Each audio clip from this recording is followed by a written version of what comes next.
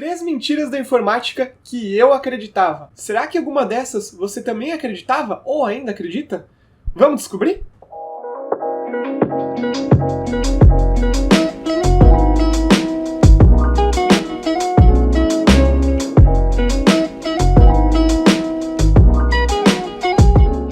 Bom dia, internet! Sejam bem-vindos ao canal Robos Informática.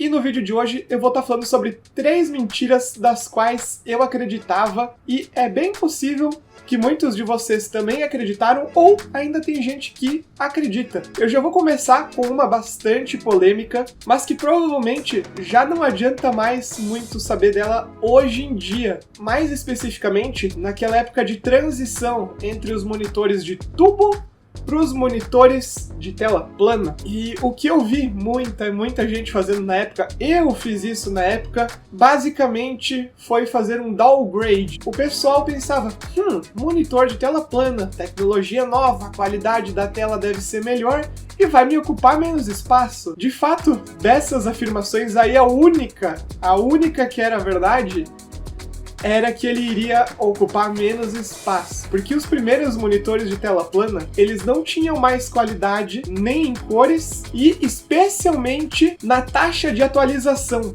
O que isso significa? Um monitor comum, a maioria, 90% dos monitores comuns, assim, ó, ou, por exemplo, a TV ali, ó, que tá rodando ali, rodam numa faixa de 60 Hz. Enquanto o monitor tubão, que eu tenho um aqui do lado, ele tinha taxas de atualizações maiores. A maioria deles pegava a taxa de 85 Hz, assim, mais ou menos. Tinha uns que pegavam menos, outros que pegavam mais. Esse meu aqui, por exemplo, nativamente ele pega 85, mas se eu mexer em algumas configurações, eu consigo fazer um overclock nele, e eu consigo fazer ele rodar a 120 Hz, que é o caso desse meu monitor principal aqui, que eu não vou estar conseguindo mostrar direito, porque a minha câmera, o fio da minha câmera aqui não vai estar deixando. Esse meu monitor principal, ele é um monitor de 144 Hz. E aí você vê que pra época, isso era uma mentira, achar que o monitor de tela plana ia ser melhor do que os outros monitores. Só faria sentido, por exemplo, se você pegasse um monitor maior, porque daí você poderia pegar uma resolução maior contra aquela caixinha quadrada assim. Mas o que eu vi muita gente fazendo foi simplesmente trocar 6 por menos que meia dúzia. Eu ia falar a expressão 6 por meia dúzia, mas não é, era menos. Porque esse monitor aqui, ele tem 15 polegadas? Eu não tenho certeza, porque faz muito tempo que eu tenho esse monitor, não sei mais as especificações completas dele. Mas o pessoal costumava comprar monitores de tela plana quadrados e de 15 polegadas, do mesmo tamanho. Então acabava que estava fazendo um downgrade, de certa forma. Então se você tem algum monitor tubão aí sobrando na sua casa que você não usa mais justamente por achar que ele é um trambolho, você está se enganando. O monitor que tem uma taxa de atualização maior, ele pode servir muito bem para jogos. Você vai tirar vantagens, especialmente em jogos de tiro, jogos de corrida e jogos rítmicos, que precisam ter uma precisão grande. E sem contar que, por exemplo, na época, esses monitores eles não tinham uma resolução muito alta, o que faz você ter um zoom maior. Por exemplo, em jogos de tiro, que você consegue enxergar mais longe. Claro, a resolução é menor, mas, se você quer uma resolução maior, por exemplo, esse meu aqui, ele é capaz de rodar em Full HD. Ele aguenta, só que daí ele vai perder os 85 Hz. Eu vou ter que abaixar para 60 para ele continuar funcionando, mas ele funciona assim em Full HD tranquilamente. Então, se você tem um monitor desses, ele é uma ótima solução, como eu uso aqui como um segundo monitor. Mentira número 2. Essa aqui, na época, me fazia muito sentido. Eu achava que fazia sentido e que estava certo e que eu estava melhorando o desempenho do computador e que eu estava deixando o computador mais rápido e que os jogos iam funcionar melhor, mas na verdade eu não estava mudando absolutamente nada. Que é basicamente ativar todos os núcleos do processador e ativar toda a memória RAM disponível. Sendo que um computador, por padrão, ele já vem com isso ativo. Ele já trabalha ativando todos os núcleos, já trabalha usando toda a memória RAM disponível. Existiam aquelas lendas, aqueles tutoriais de internet, que se você digitasse no seu teclado, apertasse as teclas iniciar e R, apertar assim, ó, fazer este comando que eu acabei de mostrar e digitasse msconfig, você ia entrar numa tela de configurações, você entrasse em inicialização de sistema, depois clicasse em opções avançadas, você poderia marcar aquela caixinha ali de números de processadores. Então eu teria que baixar lá embaixo e clicar para ativar todos os núcleos do processador e vir aqui a mesma coisa em memória RAM máxima e ativar toda a minha memória RAM, que no meu caso são 16 GB. Só que o computador, ele já usa isso. Você pode basicamente desmentir isso abrindo o seu gerenciador de tarefas e vendo que todos os núcleos estão trabalhando.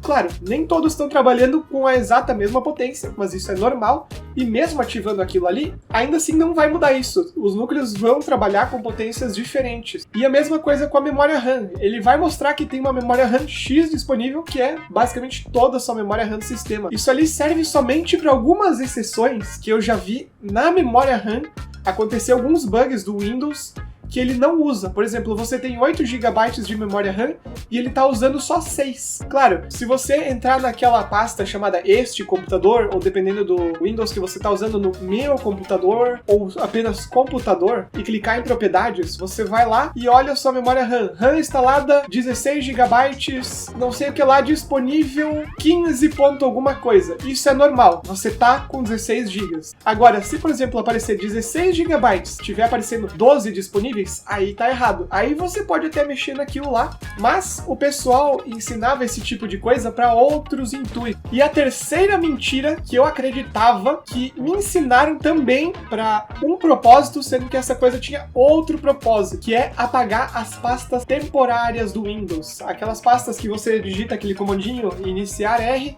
você vai ali, digita temp e dá um enter, entra naquela pasta, tá cheio de arquivinho leve, mas que no final dá peso. Aí você vai lá, faz o mesmo processo, mas digita porcentagem, temp e porcentagem, e depois faz o mesmo processo de novo, digitando prefetch. Essas três pastas têm arquivos temporários. Por alguns bugs do Windows, eles acabam não sendo excluídos, mesmo depois do computador desligado, que o normal é, toda vez que você desliga o computador, esses arquivos eles serem excluídos. E essa pasta ali serve para auxiliar na instalação de programas, na abertura de programas para ficar mais rápido e coisas desse tipo assim. Só que o pessoal falava que se apagasse isso aí, você ia ter mais desempenho no computador, o computador ia ficar mais rápido, quando na verdade não. Quando na verdade até mais lento fica dependendo da ocasião, mas praticamente ilusório, porque é tão pequena a diferença que não tem como notar. É de novo um efeito placebo. O único momento que é bom apagar essas pastas prefetch, porcentagem temp e porcentagem é, por exemplo, se você usa um daqueles netbooks que vem com 30 GB de armazenamento e aí tá lá o Windows usando 29.9 e você precisa instalar o Word, por exemplo, e aí você não tem espaço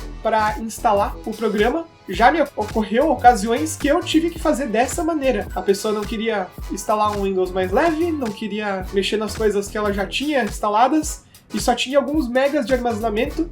O que eu peguei e fiz para conseguir instalar o programa, que faltava só uns meguinhas para conseguir instalar, foi ir nessas pastas e apagar tudo que tinha, e aí sobrou espaço para instalar o programa. Claro que isso é uma gambiarra também, não deveria ser feito assim, mas era a única solução que eu tinha pro momento, e é o único momento que vai fazer alguma diferença você apagar essas pastas, porque não vai dar desempenho, você não vai ganhar FPS, em nenhuma dessas duas dicas que eu dei, você vai ganhar FPS no seu jogo. A única dica que vai fazer talvez você ter mais FPS no seu jogo é essa dica de usar um monitor tubão de volta. Porque se você tem um monitor comum que ele é 60 Hz, o monitor tubão vai te permitir enxergar mais FPS se o seu computador for capaz de desenhar mais fotos por segundo. Aí sim vai valer a pena, senão nem isso vai adiantar. Mesmo você tendo um monitor tubão, se o seu computador não dá conta de passar, por exemplo, dos 30 quadros, aí não muda nada, infelizmente. Enfim, esse foi o vídeo de hoje. Eu tenho mais mentiras que eu acreditava quando eu era mais novo, quando eu não entendia tanto de informática, aqueles famosos mitos de YouTube, como esses aí que eu passei, esses últimos dois são mitos que eu acreditei porque eu olhava no YouTube de pessoas que se diziam técnicas de informática e, na verdade, era um bando de caloteiros. Já comenta aí pra saber quais dessas mentiras que você também acreditava e comenta aí sobre outras dicas que você acabou descobrindo que eram mentiras também, que eu posso estar botando num próximo vídeo aí Eu tô curioso pra saber, porque provavelmente as mesmas coisas que eu sei não é as coisas que você sabe. Bom, espero que vocês tenham gostado desse vídeo aí, então deixa o seu like aí pra me ajudar. Se inscreve no canal pra receber dicas de informática, coisas que não são mentira. Eu espero que eu não tenha caído em nenhum bait enquanto eu fiz cursos de informática, que não tenham me ensinado coisas mentirosas. Para você estar sempre conseguindo deixar seu computador da melhor maneira possível, seu celular da maneira mais otimizada possível. Para receber dicas de economia de informática, você pode também me fazer perguntas aí na descrição, por exemplo, vale a pena comprar tal computador ou tais peças juntas, vale a pena? Pode me fazer esse tipo de pergunta que eu posso estar respondendo aí. E nos vemos no próximo vídeo. Até mais!